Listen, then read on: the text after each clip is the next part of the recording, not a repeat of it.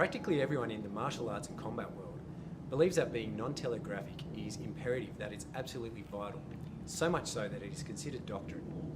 But is it really that important? So being non-telegraphic is generally defined as not giving away your intent of action through excessive movements. So one example, or the primary example that most people give, is retracting your hand when throwing a punch. I mean, Bruce Lee championed the cause, so it has to be right, right? I've even heard instructors say to watch yourself in the mirror so you don't telegraph through your facial expressions. If action truly beats reaction, then doesn't it also apply here? Do people really pick up on things like that?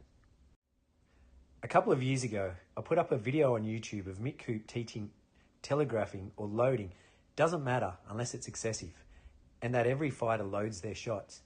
He stated that for the extra 100th of a second that it takes a loaded shot to land, as opposed to a non-telegraphic strike, the power that you gain makes it a no-brainer.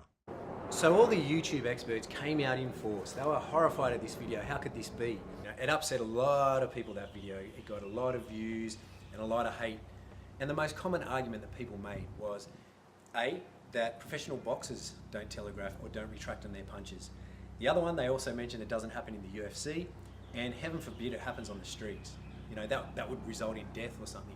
But how about we have a look at a couple of video clips in slow motion and have a look if this is the case or not.